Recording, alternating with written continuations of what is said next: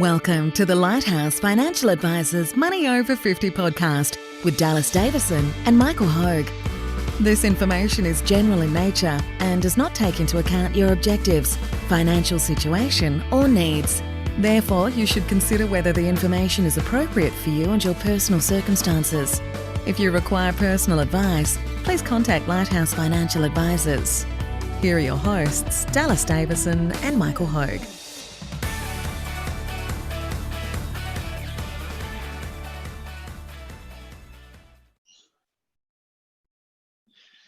Welcome to Money Over 50. We're back again with the COVID-19 files, another remote podcast. I've got Michael Hogue with me here today.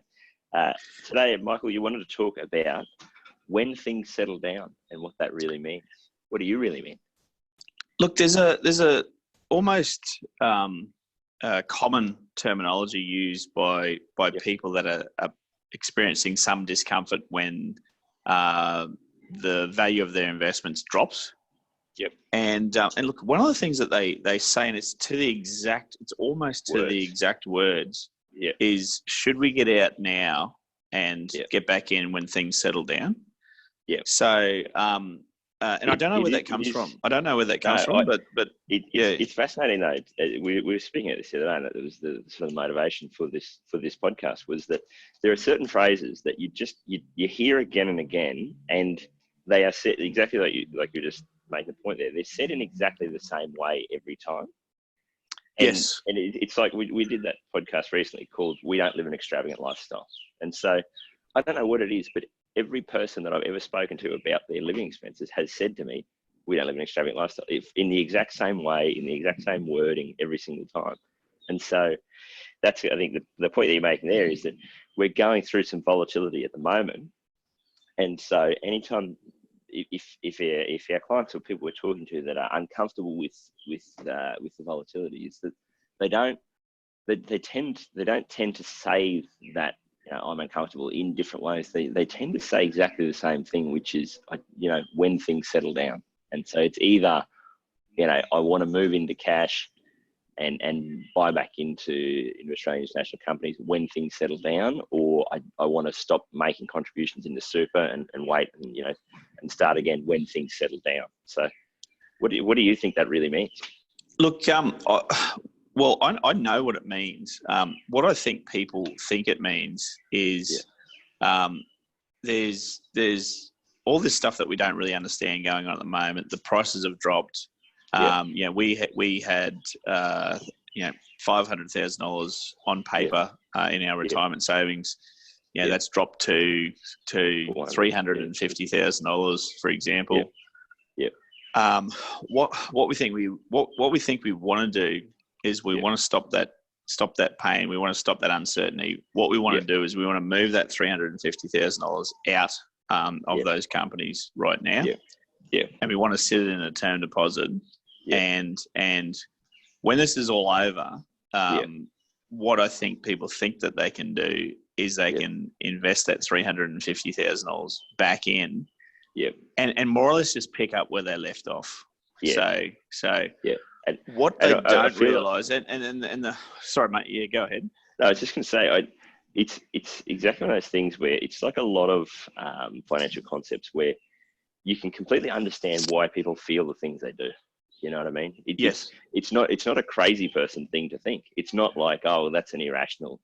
You go, if there was some way to as we spoke about, if there was a way to minimize that pain and to not have that discomfort of watching your balance up and down and sideways, and not have to be putting money into your super account and then watching it drop with investment returns, like it's completely natural and normal to feel that pain. That's not, and I feel like we should preface this conversation with, we're not saying that anyone who says this is a nut job. It's not at all. No, not at all.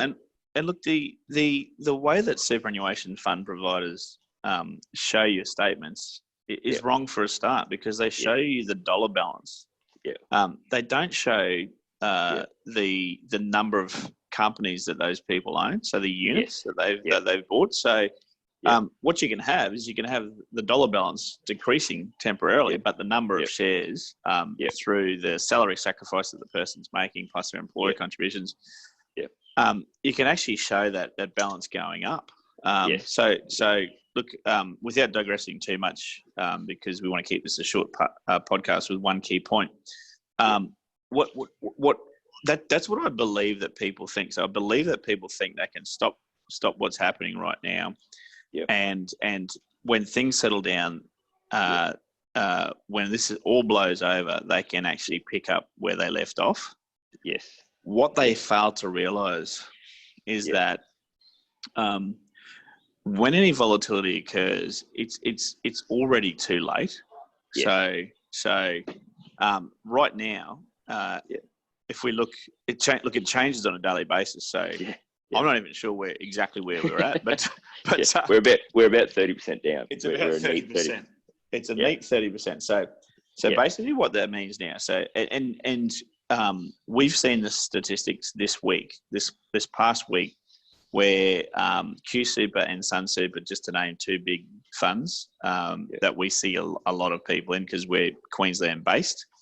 Have been absolutely inundated with calls for people to move out of their investments. And so they're moving out of their Australian and international companies and moving into cash.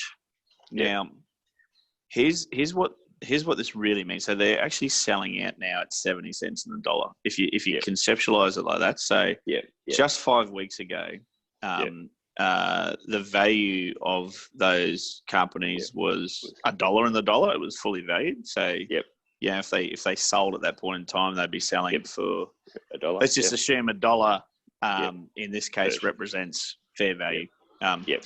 So right now, this past week, they've actually been selling out for 70 cents in the dollar.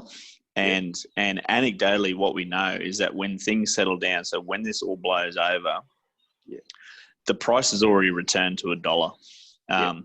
So what these people are doing is actually selling for 70 cents and buying back in for $1 when they actually move their funds back in. Because by the time that things have settled down, look, share markets, I mean, I guess we hate to say that word because what you're really invested into is, companies. But those companies are traded through the share markets of the world. Now, share markets are notoriously quick to move. So they move way before a recession comes along. So we can see just in the last 5 weeks, they've moved down 30%. We haven't had a recession hit yet. And certainly the COVID-19 has been situation getting worse and worse and worse. So the share markets I won't say they predicted that. They moved faster. Because of that uncertainty. And when you're in the middle of a recession, long before things have settled down, share markets are already moving up. So they come out of it faster than anything as well. So when things finally settle down, when people are confident enough to put money back in, they're actually paying $1 for something they sold for 70 cents. Now, if you think about that in any other aspect of your life, it just seems ludicrous, doesn't it? I was just about to tie that into the property values thing because I just read an article this morning basically saying that talking about how property clearances are falling through the floor right now, and all that's happening is that people are not transacting on properties as anywhere near to the degree they were, because people that for example had a house that was worth 500,000. There is no one that's willing to pay them that was valued at 500,000 6 weeks ago. Now, because of coronavirus and all the impacts of that, there's no one willing to pay them $500. What's happening is people are just taking the house off the market. They're just going, well, if I can't get 500,000 for it, I'm not going to sell it for 350 just because that's the best offer I can get. I'm just going to hang on to it and I'm just going to ride this out. And look, that's exactly what's happening with their superannuation balance. So what's happening here? So what happens in that circumstance is someone knocks on the door and says, "I'll give you $350,000 for a $500,000 house." And what do? You chase them off your lawn, don't you? You say, "Get away," or "I'll give you $700,000 for $1 million house." So basically, what's happening when people are panicking like we've seen in the last week, and certainly it's not our clients that are panicking, it's people that I would assume that don't have advice. So they're with Sun Super and Q Super, just to name two funds that we've seen in the news. What's happening is that people all around the world are knocking on their door and saying, "Hey, we'll give you 70 cents in the dollar for something that's for your superannuation." Yep. And look, if you treated it the same as you did with your house, you'd chase them off the lawn and say, "Get out of here! I'm not selling this." I know the price is returning to $1 at some stage, which anecdotally we know. I mean, we know that throughout the entire history of companies, anytime there's been a drop, and whether that be 20, 30, 40, 57%, it's managed to recover from that drop and grow to a new high. So basically what people are doing is they're actually doing the opposite of what they do throughout the rest of their lives, and they're actually selling low and buying high by getting out until things settle down. Yeah, I think that's the you made an interesting point there about a lot of the economic issues that we're facing are priced in, and like you said, that's what happens. People that are buying and selling are not dummies. You know what I mean? It's, we know coronavirus is going to have an impact economically on a lot of people, a lot of businesses all around the world and in Australia. So if you go, geez, I think that what's going to happen is that this is going to be hard on the economy over the course of the next 6 months, and you go, well, I better sell my shares now.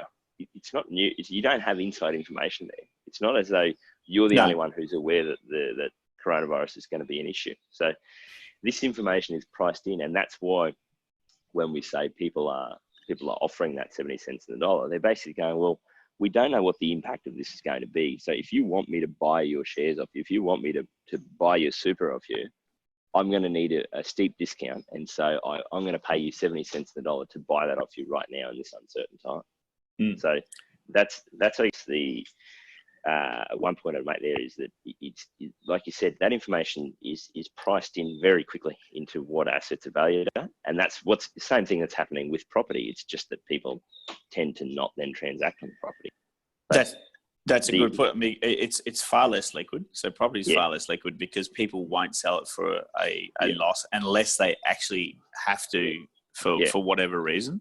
Yeah. So what you find is you actually don't see this. You don't tend to see.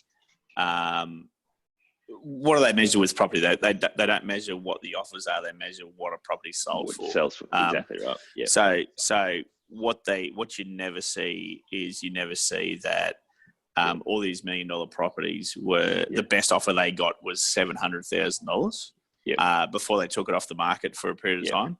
Yeah. What you see is the one property that was offered for $1 million and sold 18 months later for $900,000, and people would say, okay, well, properties dropped by about 10% over that period of time.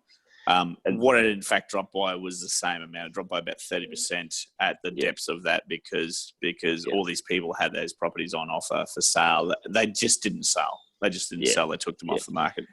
And this is something that happened. It's not just it's not a property shares thing. This is all assets. So I've got my father own it. I've got a mob of cows right now that we're looking to sell at some stage. And while all this uncertainty was playing out over the last couple of weeks, he went and had a look at them with an agent, and basically said, well, this is what they sort of were worth a month or two ago. This is what I think they'll be worth in a few months' time.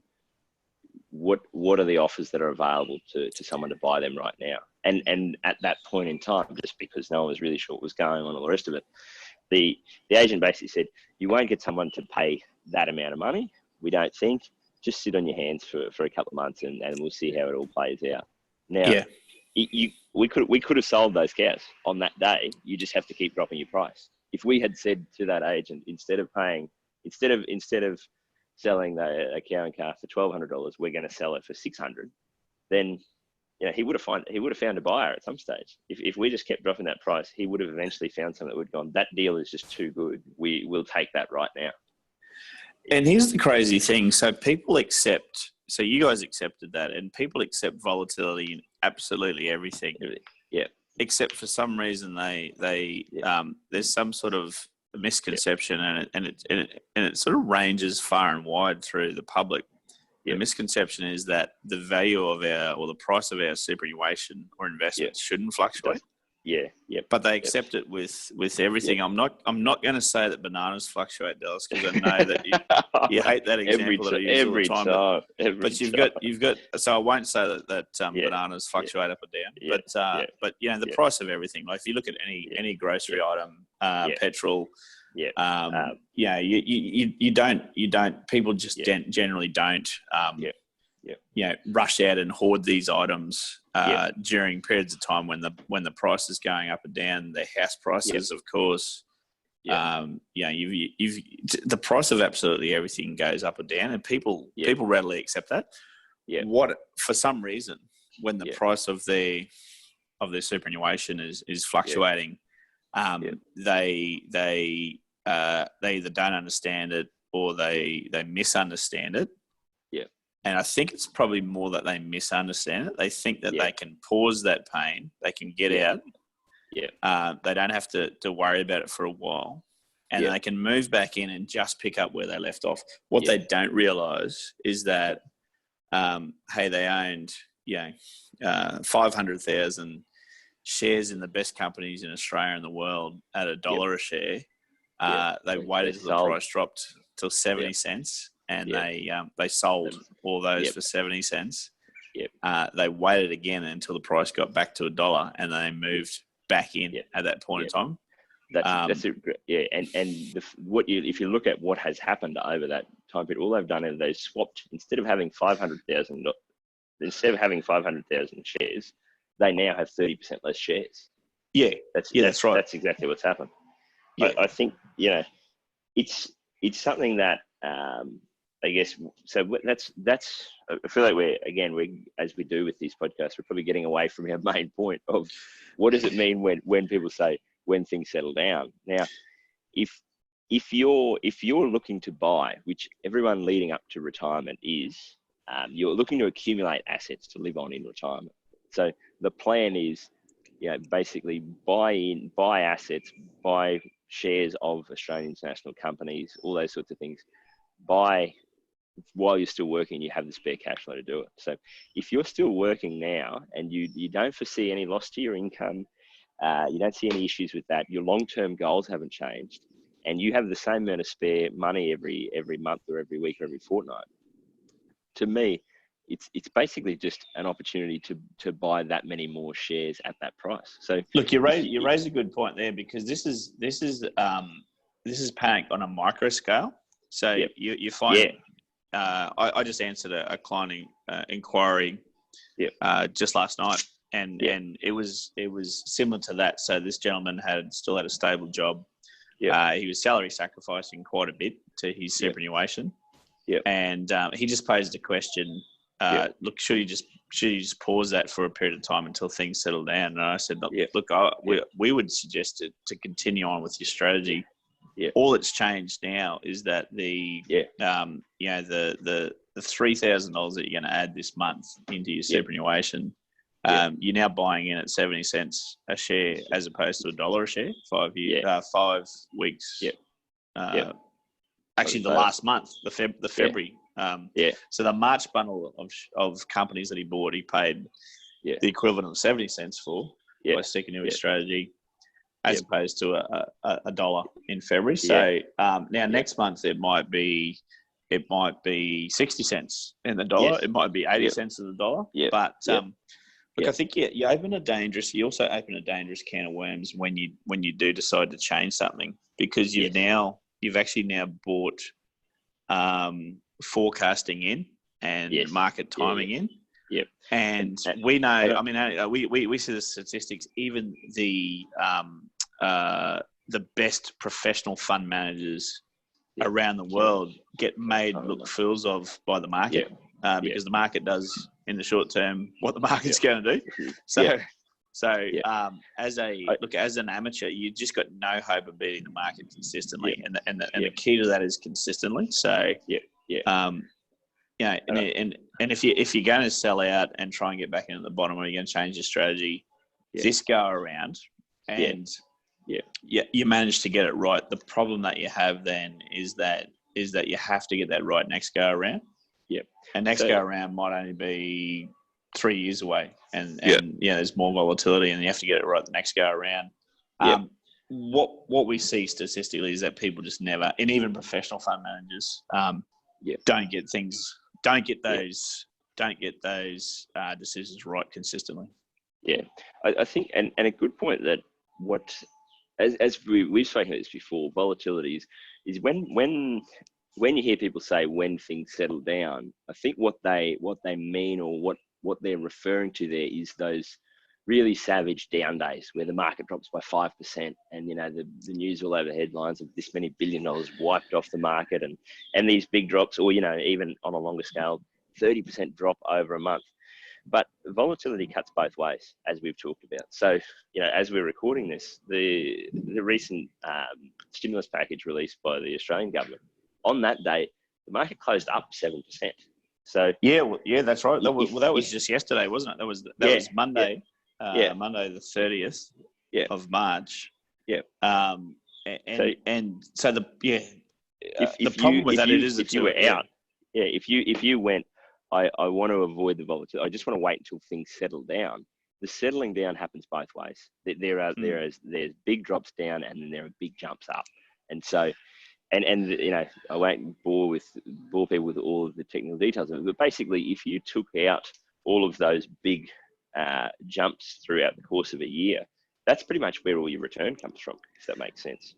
It does. The market tends to tread water, and then will go up or down 0.5% a day, and then there'll be some days where it'll jump up by 2, 3, 5, 7%. If you're not invested in those days where things are climbing back up, that's where you miss out on your return. Look, you raise a good point, and I think what people think is that the market goes straight down and comes straight back up. So they think, and this is just my guess, I think they think that if they're selling out at 30% down, it's going to go to 50% down. And what will happen is it'll go straight down to 50%, and it'll come straight back up, and they'll pick it up on the way back. Back up, So they'll move back in when it's down 30%. What happens though is it looks like the teeth on a saw, so it goes up and down, up and down, up and down. So just last week someone may have moved out at 37% down. Yes. And just yesterday it went up by 7%. So they're already questioning their decision, because they're thinking, has it recovered? Has it recovered? Is it going to recover now? Today, if it goes up another 5%, I'm not saying it certainly will, but if it does, all of a sudden it's 12% higher than when you sold out. Now, what we see people do is they panic and move back in at that point in time, and then it drops again from there. It goes up and down like the teeth on a saw. No one actually knows until months or years later where the actual bottom was, like where you can actually say that was the bottom. I love that saying of no one rings a bell at the bottom. No one rings a bell. Ding, that's it, righto, we're here now, it's time to file back in. It doesn't happen like that. It doesn't happen that way. So, look, in wrapping up, I guess we are digressing here a little bit. But what we would say to people is that you just need to stick to your strategy. Have a strategy in place.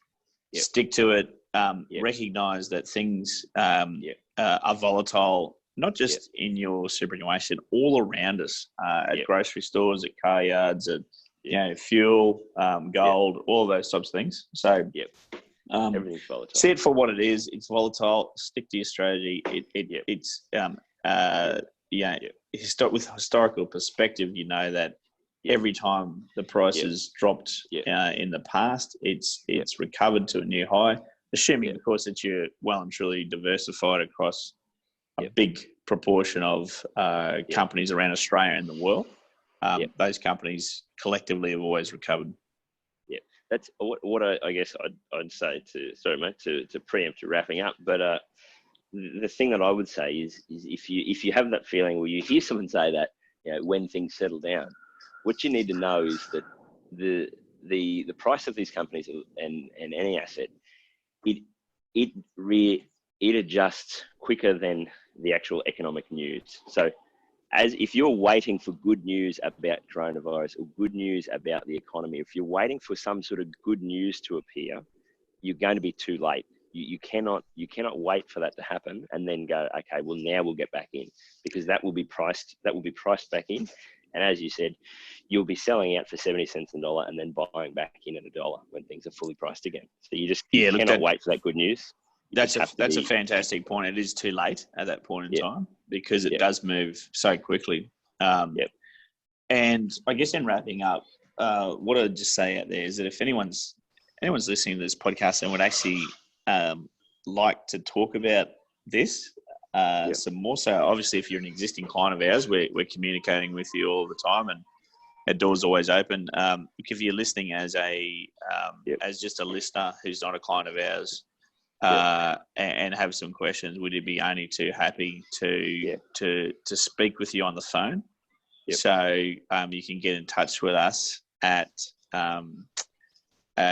lighthouseadvisors.com.au. So Lighthouse Advisors with an ERS.com.au, and we'd be only too happy to talk to you.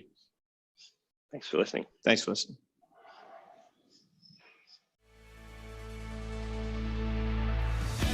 Thank you for listening to the Money Over 50 podcast with Lighthouse Financial Advisors. We look forward to catching up again soon.